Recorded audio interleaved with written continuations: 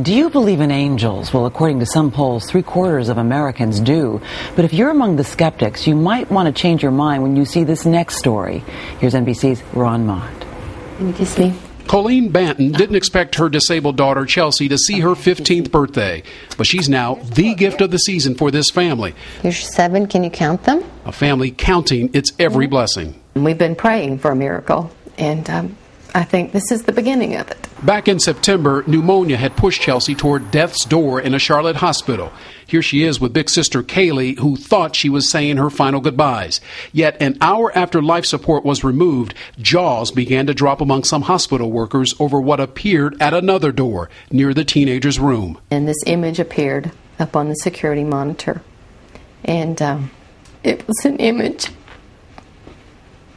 of an angel. And I thought, well, either that's the angel coming to take her to heaven, or it's an angel to say that she's getting better. And she got better all right, almost immediately, Mom says. And the doctors and the nurses were all amazed. The mother took this cell phone picture of the image, bright bands of light only visible on the hospital security monitor. The hospital confirms that some of its workers told the family they saw something as well. It's a blessing. It's a miracle. And I'm learning not to take things for granted. It's an emotional story to tell, and just off camera, Chelsea herself begins to cry at the sight of her mom breaking up. Please don't cry. Hey, it's okay. It's okay. And because she's okay for now, the focus is on celebrations. Her 15th birthday is right around the corner. This will be a special birthday. Who knows, it could be her last, but she's come this far, and I'm not giving up now. A birthday that comes every Christmas, but this year it's touched by an angel. For today, Ron Mott, NBC News, Atlanta. Reverend Dr. Susan Johnson Cook, a.k.a. Reverend Dr. Sue J., and also Rabbi Erwin Kula, the author of the book Yearnings, are here to give us their thoughts about whether angels really do exist. Good morning to both of you. Good morning.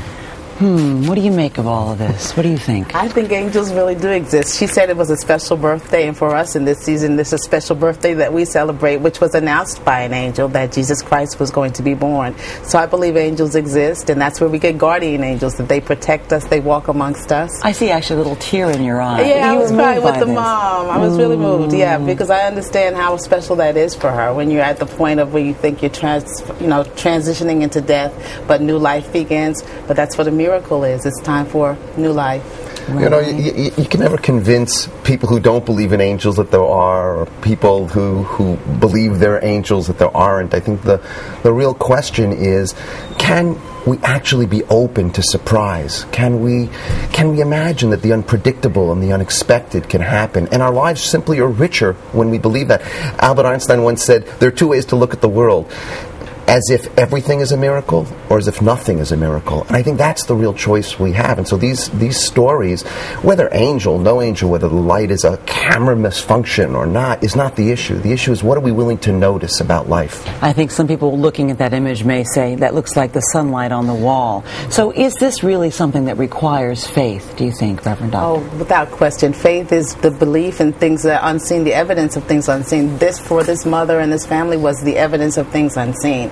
And so we must always hold on to that faith in the sovereignty of God and in the presence of God. And people are looking for a miracle right about now. So you think more and more people may be reaching out for this? Without question, yes. I think the real issue is, can we be open to wonder? You know, here's the doctor said it's over. The doctor said they pulled the plug. I mean, that's really what happened. And can we still, even at the very last moment, at the very darkest moment, whether it's the darkest moment of winter when we believe one candle can last, or whether the birth of a baby child can wind up moving towards a whole world, can we actually be open to the new possibilities that are always there? And that, of course, it takes faith. It is about actually trusting. You know, you're saying that actually at a very poignant time, because a lot of people are wondering if they can be open now. You know, and let me just give you some numbers. The Economist quotes polls that say that more Republicans than Democrats believe in angels, more Southerners than Northeasterners believe in angels, and we talked earlier that 3/4 of Americans believe in angels. But what are angels? What do we think they are? Messengers. Messengers. Right. I believe the Hebrew word is malak. Right. Messengers. They bring the good news of hope and coping and hoping. And so I think they're messengers that say to us that there is a time to be open, to wonder again. I carry my angel with me. I wear my angel. Are they people who've died, who've come back? They can be anything. I think what we have to do is actually move the question from do we believe in angels to can we actually be angels? There are angels all over in our lives. You know, you're driving and you get a flat tire and somebody stops out of nowhere. You can choose to say that's an angel. You can choose to say how lucky and coincidental that happened. Or the people that come into our lives at difficult moments, and right at those moments they seem to be there. You're having a bad day and a child looks at you and smiles, and all of a sudden you feel better. Is that an angel or is that a child smiling? That's really a choice of what it is we're going to notice. Well, on those notes, those good words, I think we're going to have to leave it. Rabbi and Reverend Doctor, thank you so much for having me this morning. And obviously here, the vote is yes. The vote is yes.